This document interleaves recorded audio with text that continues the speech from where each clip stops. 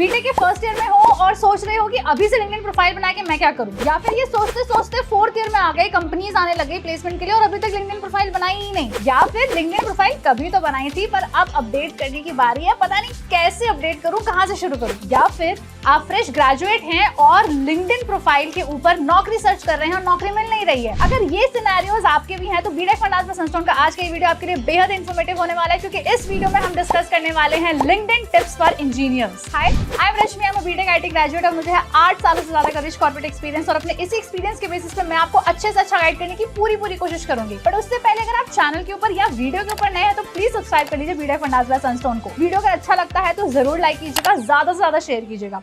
बिना किसी देरी के शुरुआत करते हैं लिंक्डइन टिप्स फॉर इंजीनियर्स का ये अमेजिंग वीडियो।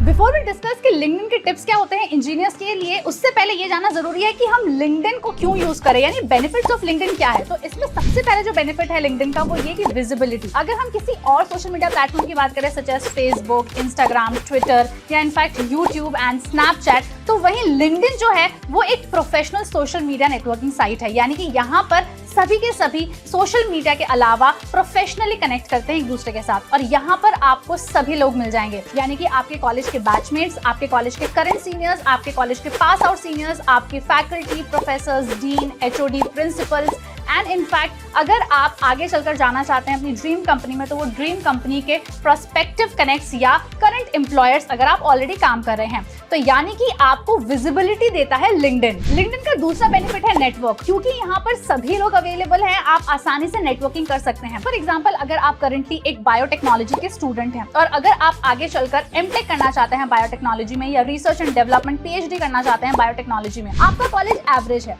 आप कैसे कनेक्ट कर सकते हैं आईआईटी फैकल्टी से या डिपार्टमेंट ऑफ बायोटेक्नोलॉजी से और जान सकते हैं कि आगे क्या स्कोप होगा। लिंक्डइन एक बहुत अच्छा माध्यम है जहां से आप नेटवर्किंग कर सकते हैं। आप अपने कॉलेज की लाइब्रेरी में बैठे हुए, अपने हॉस्टल के रूम में बैठे हुए ऐसे लोगों से कनेक्ट कर सकते हैं जो आपको अच्छी तरीके से गाइड करें, that too free of cost. चलिए अब हम शुरुआत करते हैं ऐसे टिप्स की जो आपको काम आने वाली है अगर आप इंजीनियरिंग कर रहे हैं या इंजीनियरिंग पास आउट हैं। अगर आपको बिल्कुल भी आइडिया नहीं है कि आपको लिंक्डइन प्रोफाइल कैसे बनानी है, तो सबसे पहली चीज है आपकी प्रोफाइल पिक्चर। वो कहते हैं ना, first impression is the last impression, और फर्स्ट इंप्रेशन आपकी प्रोफाइल पिक्चर झलकता है। तो यहाँ पर कुछ डूज एंड डोंट्स हैं जो आपको फॉलो करने हैं, और ये छोटे छोटे टिप्स आपको याद रखनी है अगर आप अपनी प्रोफाइल पिक्चर अपलोड कर रहे हैं लिंक्डइन के ऊपर। सबसे पहले आपकी प्रोफाइल पिक एक सेल्फी नहीं होनी चाहिए, ये एक इंडिविजुअल पिक होनी चाहिए, यानी कि ग्रुप पिक्चर नहीं होनी चाहिए, ताकि रिक्रूटर्स को स्पेशली पता चल सके कि ये आपकी प्रोफाइल है और वो आपके फेस को जज कर सके। उसके बाद है कि आपका जो बैकग्राउंड है वो बहुत ही डिस्ट्रैक्टिंग नहीं होना चाहिए। कोशिश ये कीजिए कि आपका जो बैकग्राउंड है वो सिंपल है, प्लेन है। आपकी प्रोफाइल पिक्चर से प्रोफेशनलिज्म झलकना चाहिए, इसलिए आपको ऐसे कपड़े पहनने चाहिए जो आपकी प्रोफाइल को काफी प्रोफेशनल लुक दे। इसके साथ साथ ही आपके फेस के ऊपर एक स्माइल होनी चाहिए, क्योंकि कोई भी रिक्रूटर आपका एक डल फेस नहीं देखना चाहेगा। आपकी प्रोफाइल पिक्चर के बाद जो दूसरी चीज रिक्रूटर्स नोटिस करते हैं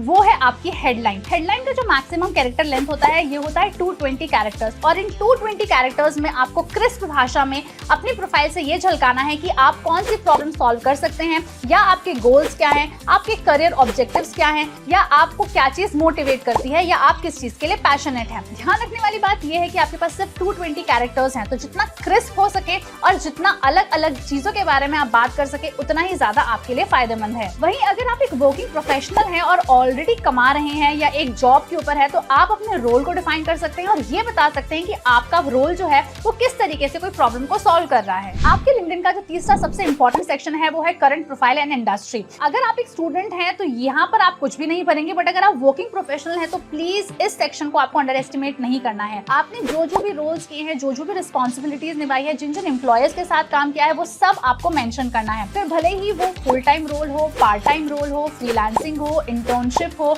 या कोई ट्रेनिंग हो, इनफैक्ट सेल्फ एम्प्लॉयड अगर आप रहे हैं तो आप ये भी जरूर मेंशन कीजिए। जरूरी नहीं है कि जो फुल टाइम रोल्स आपने किए हैं आप सिर्फ उन्हीं को मेंशन कीजिए। रिक्रूटर्स कई बार ऐसी अलग अलग चीजें भी नोटिस करते हैं जो आप एज एन इंटर्नशिप करते हैं या एज ए ट्रेनिंग करते हैं। फॉर एग्जाम्पल, अगर आपने सीडैक की एक ट्रेनिंग करी है पुणे से, mention it.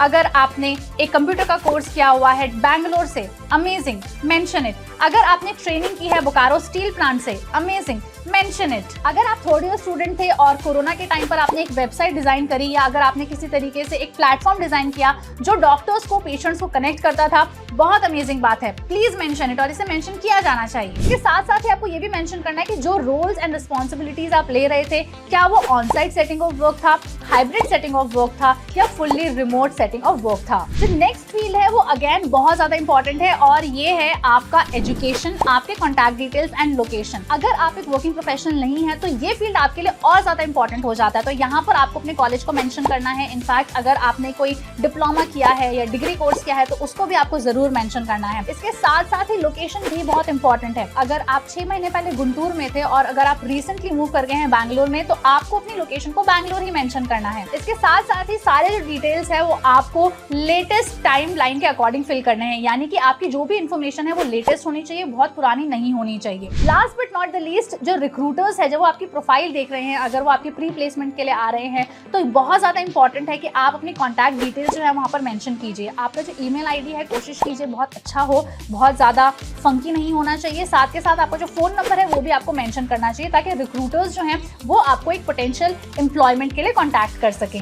Last tip and in fact the most important tip is कि आपको अपनी प्रोफाइल को विजिबल रखना है, अपडेट करना है और फुल यानी ऑल डिटेल से भरना है। कई बार स्टूडेंट सोचते हैं कि मैंने कोई फ्रीलांस वर्क असाइनमेंट किया है तो इसे मुझे मेंशन नहीं करना चाहिए, या फिर मैंने सिर्फ 3rd रैंक ही अचीव किया है तो मुझे इसे मेंशन नहीं करना चाहिए। आपका रैंक 3rd हो, आपने सिर्फ पार्टिसिपेट किया हो या अगर आपने सिर्फ एक एक्सपीरियंस किया हो, कोई चीज सिर्फ फ्रीलांस के तौर पर की हो, इंटर्नशिप की हो, भले ही एवरेज किसी इंस्टीट्यूट से की हो, ये सारी चीजें आपको मेंशन करनी चाहिए क्योंकि ये सारी चीजें आपके हार्डवर्क को दर्शाता है। दूसरी बात, इतना सब कुछ फिल करने के बाद भी अगर आपकी प्रोफाइल लॉग्ड है यानी कि पब्लिक नहीं है तो ये सारे इन्फॉर्मेशन रिक्रूटर्स को नहीं दिख पाएगी। तो मेक श्योर कि आपकी जो प्रोफाइल है वो पब्लिक प्रोफाइल है। तो बच्चों, आई होप आपने ये लिंक्डइन टिप्स फॉर इंजीनियर्स का वीडियो बहुत एंजॉय किया होगा और मैं एक और वीडियो भी जरूर लेकर आऊंगी। This was just the tip of the iceberg. और भी बहुत सारी चीजें हैं जो लिंक्डइन में हमें समझनी है। अगर वीडियो अच्छा लगा है तो जरूर लाइक कीजिए, ज्यादा से ज्यादा अपने दोस्तों के साथ शेयर कीजिएगा। कोई डाउट रह गया है लिंक्डइन को लेकर तो मुझे अभी कमेंट करके बता दीजिए।